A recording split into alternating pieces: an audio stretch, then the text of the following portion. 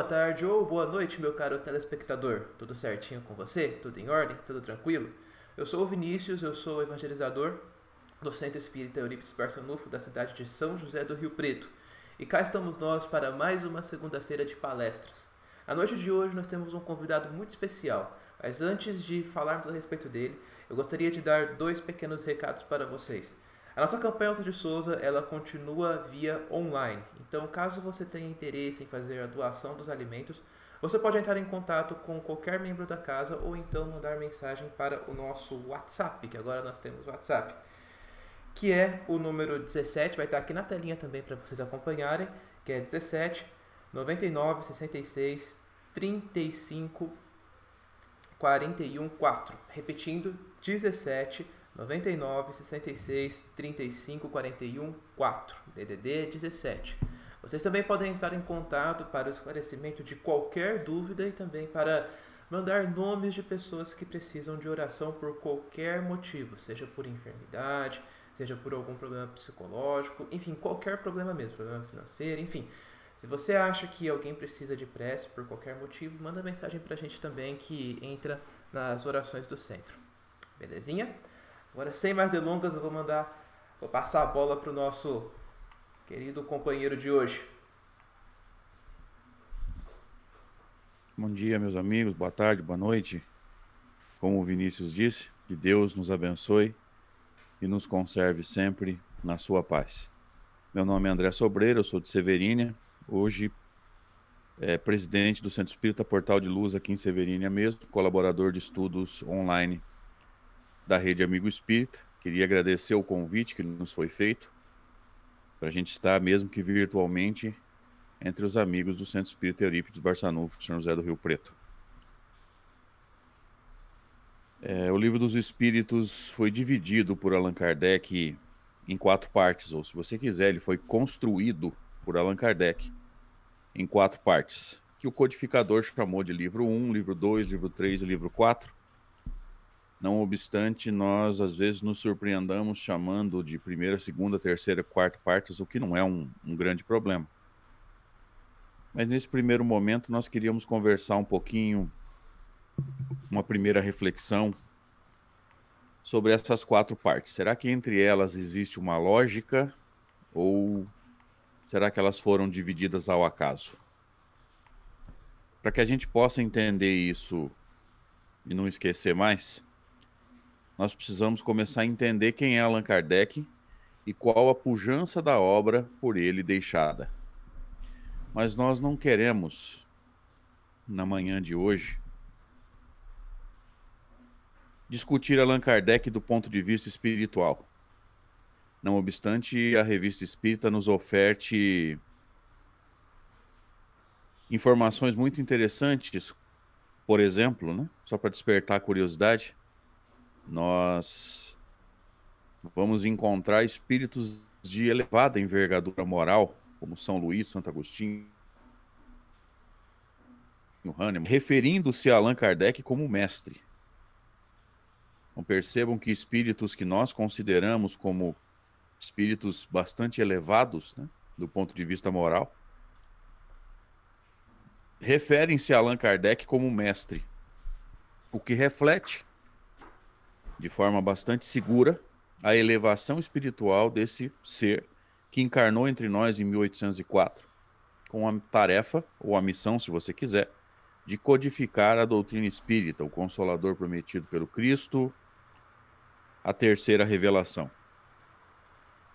Mas nós gostaríamos de discutir Allan Kardec do ponto de vista físico, da última encarnação desse espírito entre nós, entre 1804 e 1869, na França, quando, para garantir o seu sustento, para ganhar o seu dinheiro, o senhor Hippolyte Léon Denisard Rivail, antes de assumir a tarefa de codificar a doutrina espírita, exercia a profissão de um pedagogo ou de um professor.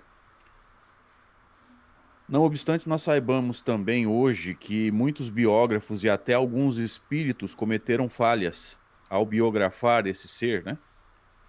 Porque nós já vimos, e talvez você que está nos ouvindo ou nos assistindo também talvez já tenha visto, tanto biógrafos como espíritos se referirem a Allan Kardec como mestre de Lyon.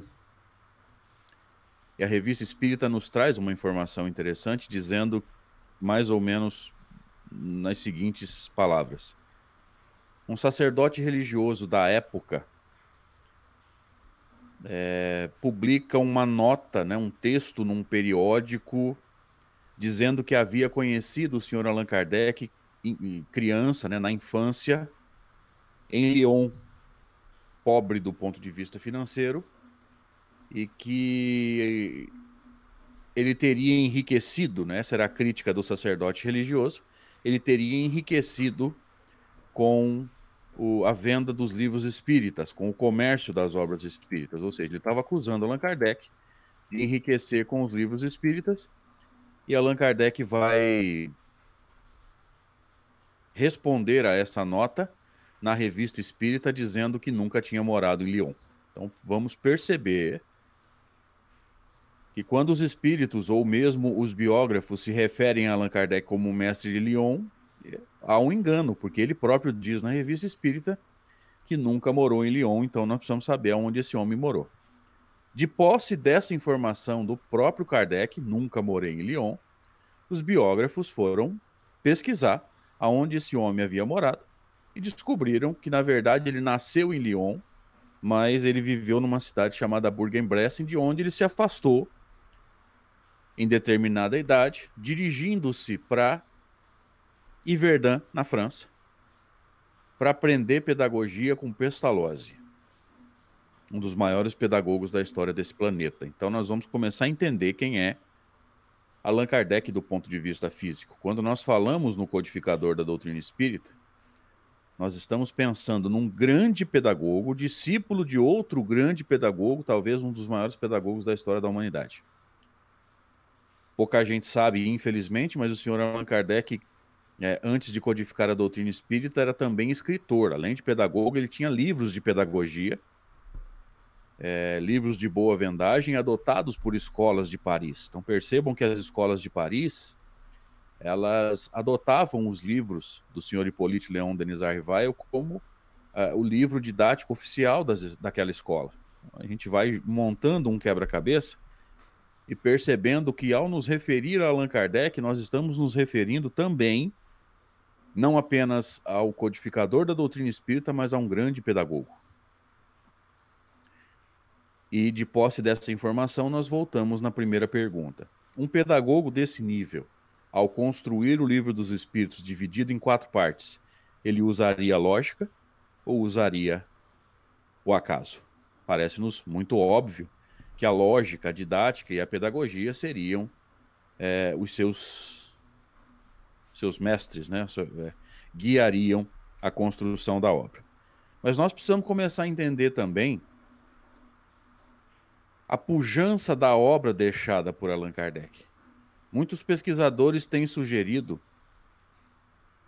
e nós gostamos dessa ideia, de que as obras de Allan Kardec precisam também foram sendo publicadas para que nós tenhamos maior, um pouco mais profundo e ao mesmo tempo mais abrangente da construção da ciência espírita. Nós sabemos que a doutrina espírita nasce como ciência, na definição do próprio Allan Kardec no livro que é o Espiritismo, uma ciência de observação, uma filosofia de consequências morais. E as ciências, ao construírem o conhecimento, ao realizarem as suas pesquisas e organizar o resultado das pesquisas, ou seja, as informações encontradas nas pesquisas, de uma forma que esse conhecimento possa ser entendido e utilizado, as ciências seguem algumas leis essas estudadas por uma área do conhecimento chamada filosofia da ciência. A filosofia da ciência é uma área do conhecimento que estuda as leis e as regras, enfim, os valores que norteiam uma pesquisa científica. E a filosofia da ciência tem algumas leis que Allan Kardec conhecia e respeitava. Primeira lei da filosofia da ciência: toda ciência evolui. Toda ciência amadurece. Toda a ciência continua o seu trabalho de busca e de pesquisa, de modo que continue encontrando novas informações e continue o seu trabalho de busca pela verdade. Se uma ciência perde essa capacidade de busca e de construção e de continuar evoluindo, continuar amadurecendo, ela perde a conotação de ciência e ganha a conotação tradicional de religião. Vamos entender isso. Evidentemente, nós não estamos nos referindo à religiosidade ensinada pela doutrina espírita, que é uma religiosidade de busca, de discussão, de conversa, de diálogo, de debate, desde que o debate seja pautado pela caridade, pelos valores morais elevados, pelo respeito às opiniões diferentes. O conceito tradicional de religião, ele parte de dois aspectos principais. A hierarquia de sacerdotes, que nós não temos em doutrina espírita, e um corpo dogmático, entendendo o dogma no sentido religioso, ou seja, um princípio fundamental indiscutível, coisa que nós também não temos em doutrina espírita. Tudo em doutrina espírita é altamente discutível, tudo pode e deve ser discutido para que todos nós possamos entender para que aquele princípio fundamental foi descoberto, discutido, e qual a diferença dele na nossa vida e no nosso processo de transformação moral. Então, primeira lei da filosofia da ciência, toda ciência evolui, toda ciência amadurece, continua buscando, e quando ela abre mão de buscar, de entender, ela perde essa conotação de ciência e ganha a conotação tradicional de religião, entendendo que essa não é a religiosidade ensinada pela doutrina espírita. Outra coisa importante, outra lei da filosofia da ciência que Kardec conhecia e utilizava, não existe dono da verdade para a ciência.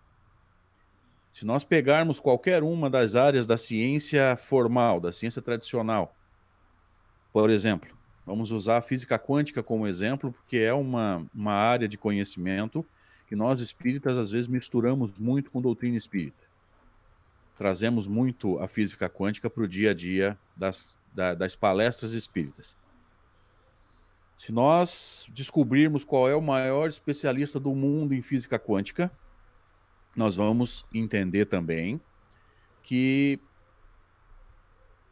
para as pesquisas da física quântica, esse ser que é considerado o maior especialista do mundo, ele é apenas o maior especialista do mundo, ele não é dono da verdade. Qualquer resultado de pesquisa por ele publicado, num periódico, num livro, enfim, revistas científicas, é estudado profundamente pelas outras linhas de pesquisa da mesma área, por exemplo, da física quântica. E se essas outras linhas de pesquisa, se esses outros pesquisadores discordarem dessa pesquisa em algum ponto, eles vão se posicionar, porque é normal o debate em ciência. Então não existe dono da verdade para a ciência. Nós vamos perceber isso muito claramente nas obras de Allan Kardec, quando a gente entende que o codificador não usava o critério da autoridade ao analisar os textos escritos pelos espíritos através dos médiuns. Para Kardec não importava quem era o médium que psicografava ou transmitia a mensagem, seja por que via fosse, psicográfica, psicofônica ou outra. Para Kardec não importava quem era o espírito que transmitia a mensagem. Para Kardec importava o teor, o conteúdo da mensagem. Então, fazendo uma pesquisa minimamente mais profunda, nós vamos perceber que textos com a mesma assinatura, o Espírito de Verdade, pelo mesmo médium, Sr. Rose, foram recusados. Evidentemente, se foram recusados e se estava fora do que Kardec esperava, é porque não era o Espírito de Verdade, algum mistificador assinou, usou a assinatura do Espírito de Verdade. Mas nós vamos perceber que se o critério da autoridade fosse usado por Allan Kardec, bastava assinar o Espírito de Verdade que ele ia aceitar. Nós descobrimos também que pedaços, trechos de texto de São Luís, Santo Agostinho, Hahnemann, Lacordaire, João Evangelista, Swedenborg, Sócrates, Platão, Paulo de Tarso, pedaços de texto desses espíritos que nós consideramos bastante elevados foram recusados por Allan Kardec. Então ele fazia essa filtragem, essa peneirada, se nós quisermos usar uma metáfora mais fácil, e percebemos que Allan Kardec não tinha por critério simplesmente aceitar o texto por causa da assinatura do espírito ou por causa do médium que a transmitia. Então a gente vai perceber que para Allan Kardec não existia dono da verdade. Isso precisa ser aplicado nas casas espíritas quando nós precisamos entender que o que vale é a mensagem, não o espírito que a oferece, nem o médium que a transmite. Mas nós nos surpreendemos ainda encontrando médiums ou encontrando dirigentes espíritas dizendo assim: ah, se o fulano falou, tá falado, pode acreditar cegamente. Isso não existe em doutrina espírita.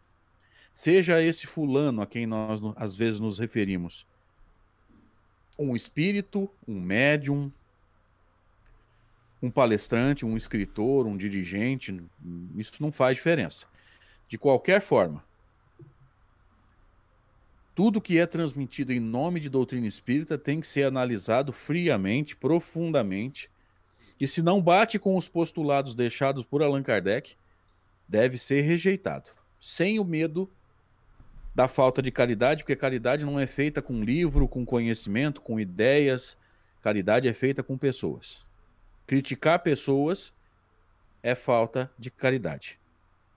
Rejeitar ideias é amadurecer como espíritos imortais. Tem muita coisa com as quais a gente não concorda e nem por isso nós deixamos de ser caridosos. Então, na construção da ciência espírita, Kardec seguiu várias leis da filosofia da ciência, essas duas são muito importantes. Então, vamos começar a entender a pujança da obra deixada por Allan Kardec para nós, há mais de 160 anos atrás. O primeiro livro escrito por Allan Kardec, como nós sabemos, o Livro dos Espíritos, foi publicado em 1857, 18 de abril especificamente. Não obstante, muito pouca gente saiba, infelizmente, que o Livro dos Espíritos, publicado em 18 de abril de 1857, não era esse que nós temos em casa, que tem 1018 ou 1019 questões. O Livro dos Espíritos, publicado em 18 de abril de 1857, tinha apenas 501 perguntas ou 501 itens. E algumas informações que ali estão são diferentes das que nós temos no livro de 1018 ou 1019 questões, que daqui a pouco a gente vai posicionar no tempo. Por que essas informações mudaram? Primeira lei da filosofia da ciência: toda ciência evolui, toda ciência amadurece. E ao encontrar novas informações, as informações novas são comparadas com as informações antigas e, se for necessário, a alteração acontece. Então nós precisamos começar a desconstruir essa ideia que nós temos de um Allan Kardec sentado confortavelmente atrás de uma mesa, fazendo pergunta para espíritos, esperando os médiuns transmitirem, seja de que forma fosse a resposta. Allan Kardec era um pesquisador que tinha milhares de textos em mãos para fazer uma filtragem rigorosa. Ele vai dizer num texto chamado O Controle Universal do Ensino dos Espíritos, que ele recebeu texto de mais de 1000 centros espíritas sérios, o que nos faz pensar que ele tinha milhares de textos para estudar. E ele faz essa filtragem. Então, como toda ciência precisa continuar buscando novas informações, toda ciência evolui, toda ciência amadurece, de posse dessa informação nós vamos entender por que algumas informações estão no livro publicado em 18 de abril de 1857, como nós dissemos, com 501 itens, e foram alteradas para edição definitiva de O Livro dos Espíritos, que nós vamos posicionar no tempo, que é essa que nós temos em mãos, com 1018 ou 1019 questões, porque a ciência espírita evoluiu, novas informações chegaram, e na filtragem das informações, Kardec chegou à conclusão de que era necessário alterar. Só que o Livro dos Espíritos, publicado mais à frente, com 1018 ou 1019 questões, é o livro definitivo e não foi mais alterado. Então, esse nós podemos estudar com segurança.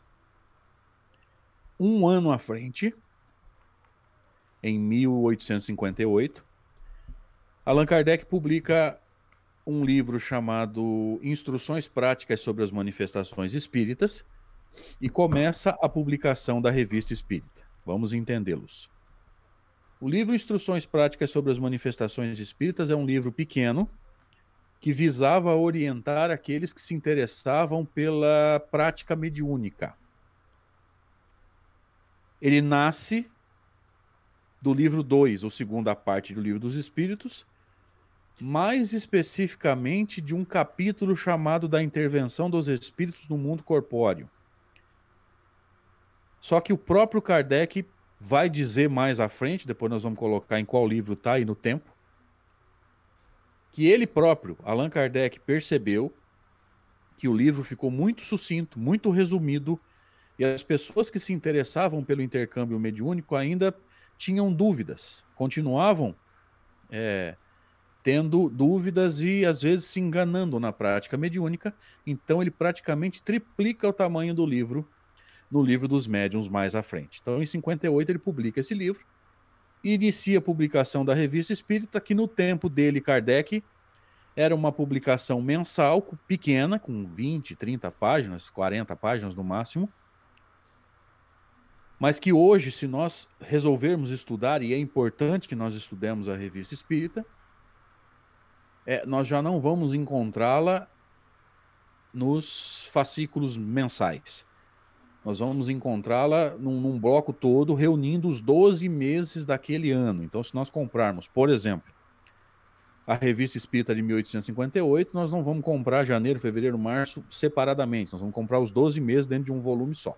A Revista Espírita de 58 tem ali dentro os 12 volumes. E essa publicação continuaria por muitos anos, mas com a publicação do próprio Kardec, supervisão e filtragem, etc., do próprio Kardec, até a sua desencarnação. Dali para frente, continuou-se o trabalho, mas nós já temos notícias históricas de que a coisa desandou, vamos dizer assim. Então, em 58, Kardec publica os 12 números da Revista Espírita e publica o livro Instruções Práticas sobre as Manifestações Espíritas. Um ano à frente, 1859, Allan Kardec publica outros 12 números da Revista Espírita, evidentemente mensais, que, se nós comprarmos a Revista Espírita de 59, nós vamos comprar um bloco maior com o ano todo. E publica também o livro Que é o Espiritismo, obra importantíssima, tão importante que o próprio Allan Kardec sugere que nós iniciemos os nossos estudos de doutrina espírita por essas obras, por essa obra, por esse livro. Ele diz assim, textualmente no Livro dos Médiuns, capítulo 3, chamado Do Método, ele diz assim: para aqueles que quiserem ter as noções iniciais de espiritismo pela leitura das nossas obras, sugerimos essa ordem. E aí ele sugere, primeiro, o livro Que é o Espiritismo. Segundo, o Livro dos Espíritos. Terceiro, o Livro dos Médiuns. Quarto, o livro, a coleção da Revista Espírita. Então percebam a importância do livro Que é o Espiritismo, quando o próprio Kardec vai nos ensinar que é por essa obra que nós devemos começar os nossos estudos de doutrina espírita. Ela foi publicada, essa obra, em 1859, como nós estamos dizendo, como nós estamos construindo aqui uma linha do tempo. Então, em 59, Kardec publica essa obra importantíssima e outros 12 números da Revista Espírita. Em 1860, portanto, 3 anos à frente da publicação da primeira edição de O Livro dos Espíritos, Allan Kardec publica outros 12 números da Revista Espírita e publica em fevereiro de 1860 a versão ou edição definitiva de O Livro dos Espíritos, 1018 ou 1019 questões, dependendo da edição. Percebamos que da primeira edição, em 1857, 18 de abril, para a edição definitiva em fevereiro de 60, são 2 anos e 10 meses, praticamente 3 anos, e em 3 anos uma ciência tem que evoluir, tanto que o livro pulou de 501 itens para 1018 ou 1019. A ciência espírita conseguiu tantas informações que o livro mais do que dobrou de tamanho. Percebam o quanto a ciência espírita amadurece em menos de 3 anos, 2 anos e 10 meses, e não apenas o volume de informações, mas o teor das informações também foi alterado. Então percebam que Kardec deu à doutrina espírita essa conotação de ciência. Em 1861, nós estamos já um ano à frente, 4 anos depois da publicação da primeira edição do Livro dos Espíritos, Allan Kardec publica os outros 12 números da Revista Espírita e vai publicar a primeira edição do Livro dos Médiuns, que foi alterada para o ano seguinte pelo próprio Kardec. Então nós já estamos entrando no ano de 1862. Allan Kardec publica 12 números da Revista Espírita, a edição definitiva do Livro dos Médiuns. Então perceba que de 58 na publicação do Instruções Práticas para 61, 62 na publicação do Livro dos Médiuns, dá 3 ou 4 anos de diferença, por isso que o livro que orientava médiuns e evocadores sobre a prática mediúnica praticamente triplica de tamanho. A ciência espírita amadurece e evolui. Ele próprio vai dizer, na introdução do Livro dos Médiuns de 62, que havia publicado a instrução prática para guiar os interessados em prática mediúnica, mas que esse livro ficou muito sucinto, muito resumido e não atendia a necessidade daqueles que se interessavam pelo intercâmbio mediúnico. Então ele substitui, ele não republica o Instruções Práticas e vai publicar o Livro dos Médiuns. E ainda na introdução da obra de 62, ele diz que aquela seria a versão definitiva, o livro não seria mais alterado. Então, provavelmente, nós temos em mãos a segunda edição, a de 62, e não sabemos disso. Textos foram adicionados, textos foram cortados. Um deles ele vai deixar claro, a escala espírita, que está no Livro dos Espíritos, entre o item 100 e 113, fazia parte do Livro dos Espíritos de 1861 e foi cortado em 62 por motivos óbvios. Já está no Livro dos Espíritos, eu não preciso ocupar espaço com o mesmo texto. Então veja que o livro foi alterado e a edição de 62 é a definitiva. E publica ainda em 62 um livro chamado Viagem Espírita de 1862, onde ele vai registrar as viagens dele por algumas regiões da França, visitando casas espíritas e verificando de que forma o movimento espírita se desenvolvia. E diz a obra que ele encontrou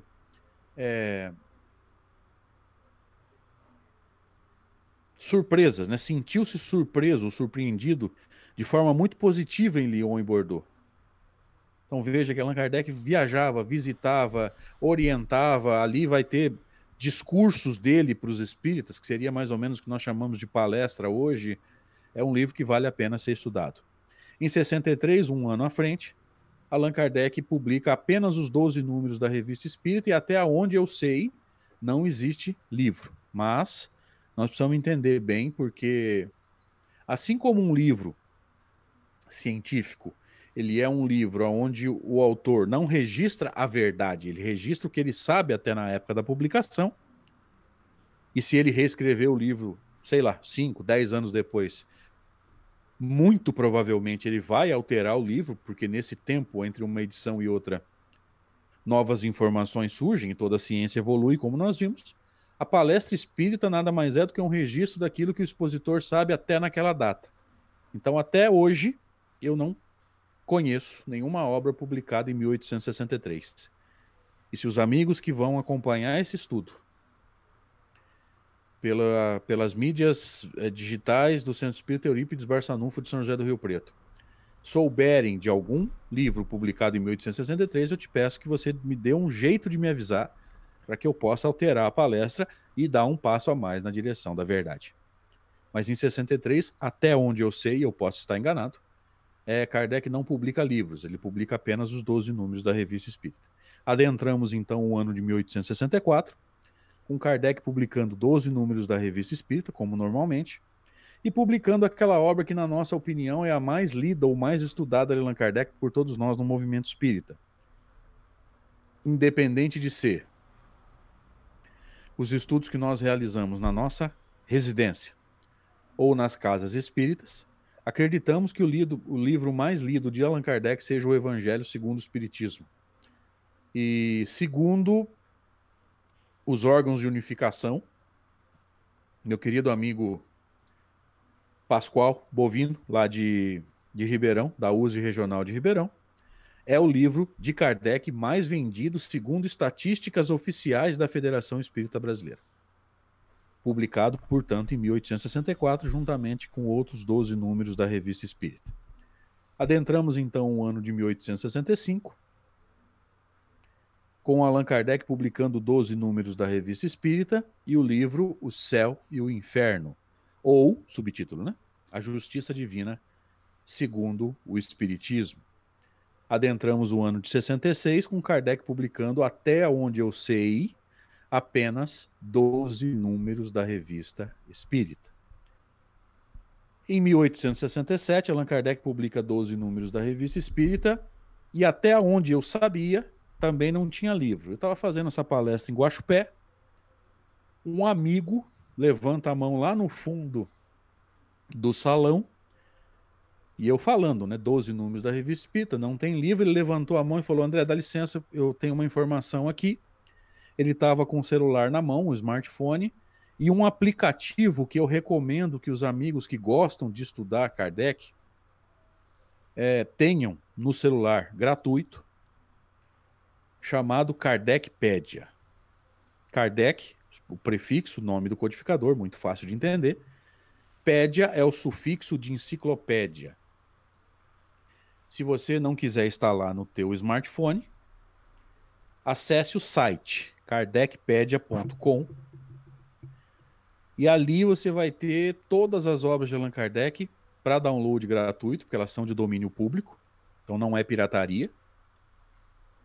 Roteiros de estudo, sugestões de roteiros de estudo, e vai ter no aplicativo e no site as obras de Allan Kardec relacionadas entre si. Então, se você for na barra de busca e digitar qualquer palavra, tanto o aplicativo como o site vão te mostrar todas as vezes que essa palavra aparece em todas as obras de Allan Kardec. Então, por exemplo, digita lá perispírito, você vai ter na tela do teu computador ou do smartphone todas as citações de perispírito em todas as obras de Allan Kardec para você relacionar entre si.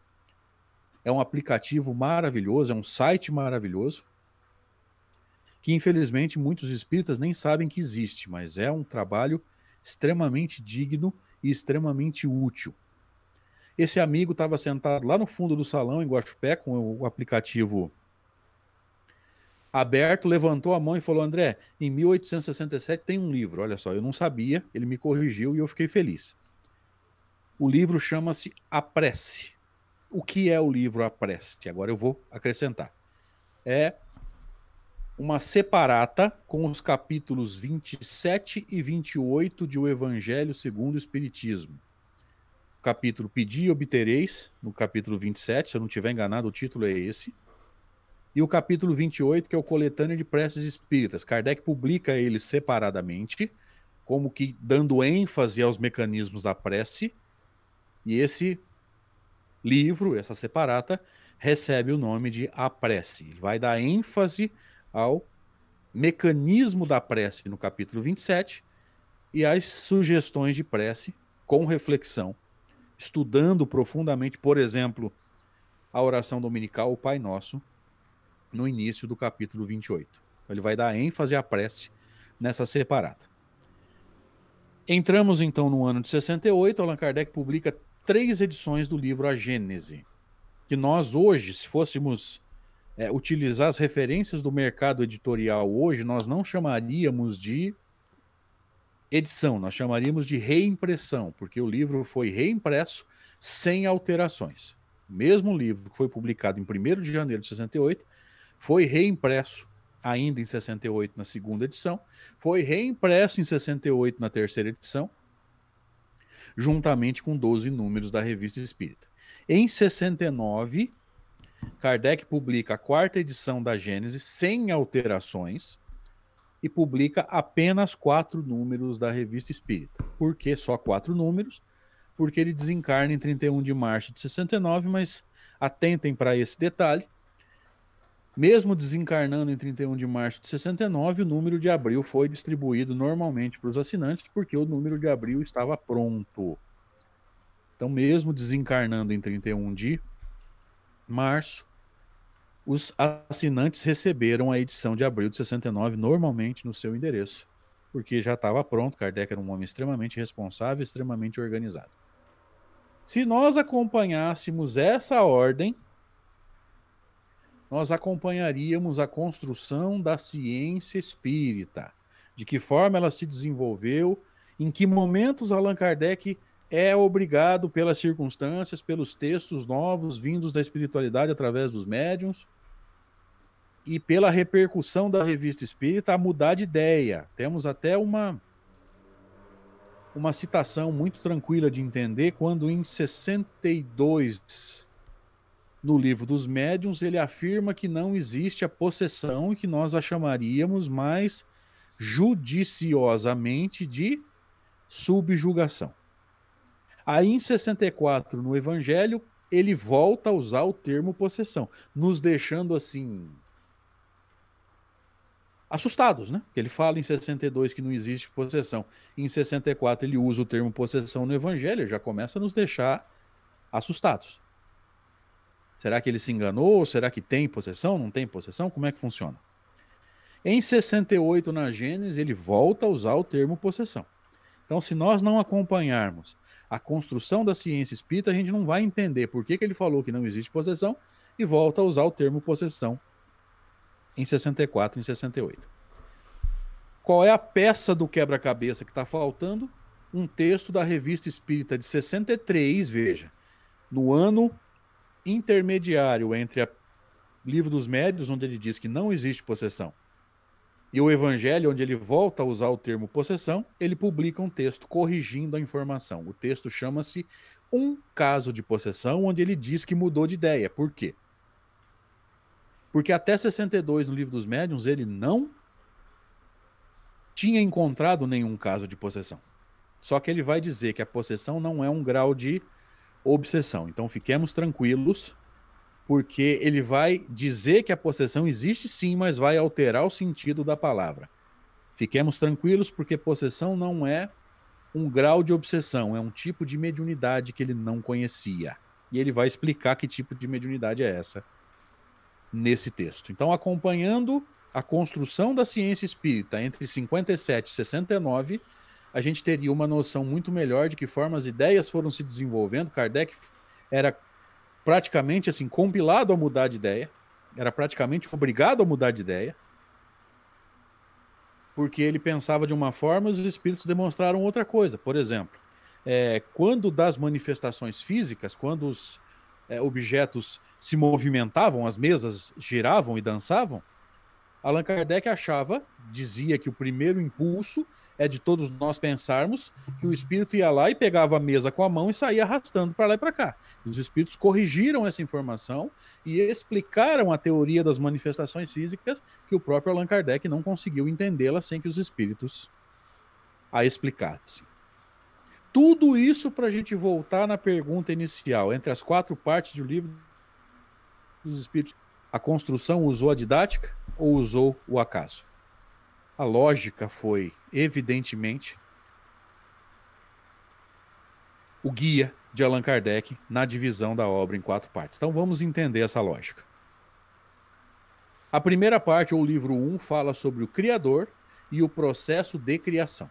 Existe um raciocínio ali muito importante chamado Espírito e Matéria, Deus, Espírito e Matéria, princípio material e princípio espiritual. E nós precisamos entender esse raciocínio. Entendendo espírito com E minúsculo, ainda não o espírito, nós, que atingimos a fase humana, mas sim o princípio inteligente do universo, os pensamentos, as ideias, deixando-nos claro o que é e o que não é espírito, o que é e o que não é matéria. Matéria é tudo aquilo que não pensa, tudo aquilo que não sente. Matéria não tem a capacidade de pensar, matéria não tem a capacidade de sentir. No livro 2, Kardec discute a criatura. Então veja, primeiro o Criador, depois a criatura. Tudo que nós quisermos saber sobre o espírito imortal, Livro dos Espíritos, livro 2 ou segunda parte. Como é que o espírito vive no plano espiritual? Como é que é a vida na chamada erraticidade? Como é que é a encarnação? O processo de encarnação, ligação ao corpo, a lógica da reencarnação, a justiça da reencarnação, a pluralidade das existências. Tudo isso é discutido no livro 2. O processo contrário, que é o da desencarnação ou morte física, livro 2. O espírito desencarnado atuando no plano físico, o espírito encarnado atuando no plano espiritual. Tudo isso é discutido no livro 2. Acredito eu ser o maior livro, pelo menos em volume de perguntas dentro do livro dos Espíritos, vai da questão 76 até a 613. Na 614 inicia-se o livro 3 das leis morais. Ou seja, o livro 3 fala sobre as leis que a criatura precisa conhecer e viver para ser feliz. E o livro 4, chamado das Esperanças e Consolações, Allan Kardec vai discutir a justiça. Ou seja, se você viveu as leis que estão no livro 3, você é feliz. Isso é justo. Se você não conhece e não vive aquelas leis, você não pode ser feliz. Essa é a justiça. A justiça é resumida, segundo Allan Kardec, nos dizeres de Jesus. A cada um seria dado segundo as próprias obras. Então vamos em primeiro livro, o Criador. Segundo livro, a criatura. Terceiro livro, as leis que a criatura precisa conhecer e viver para ser feliz. E o quarto livro, a justiça. Ou seja, quem viveu as leis é feliz, quem não viveu não pode ser feliz. Essa é a pujança da obra deixada por Allan Kardec, tão pouco compreendida por todos nós. Então, nessa oportunidade que nos foi dada pelos amigos do Centro Espírita Eurípides Barçanufo de São José do Rio Preto, nós conversamos um pouquinho sobre a construção da ciência espírita. Nós esperamos de coração que nosso bate-papo estimule a curiosidade e a vontade de estudar, para que nós possamos reconstruir a prática espírita dentro das casas espíritas, pautados na doutrina que Allan Kardec nos deixou e que tem sido um pouco distorcida por muitas informações espiritualistas, mas sem fundo doutrinário, que têm invadido as nossas práticas. Agradecemos a oportunidade e desejamos que Deus nos abençoe. André, foi excelente. Gostei bastante de estar aqui com você nesse período. Espero que todos os telespectadores também tenham gostado. Para encerrar, eu gostaria de convidar você para fazer a prece de encerramento para a gente. Combinado. Vamos lá. Vamos fechar os nossos olhos. E fechar os olhos visa exclusivamente diminuir um pouco a nossa percepção do mundo exterior. Diminuir o máximo possível para que a gente possa olhar para dentro, sentir a nós mesmos. Agradecendo a oportunidade que tivemos de entender um pouco mais da doutrina espírita enquanto ciência, para que nós possamos estar focados no que realmente é doutrina espírita, para que nós possamos estar reconstruindo a nós mesmos, visando o espírito imortal, dependendo e precisando cada vez menos de matéria, estando cada vez mais focados no ser inteligente que nós somos. E demonstrar nesse momento toda a nossa gratidão ao próprio Allan Kardec e aos espíritos amigos que nos ajudaram durante toda a nossa exposição. Sê conosco, Senhor, hoje e sempre, e que assim seja.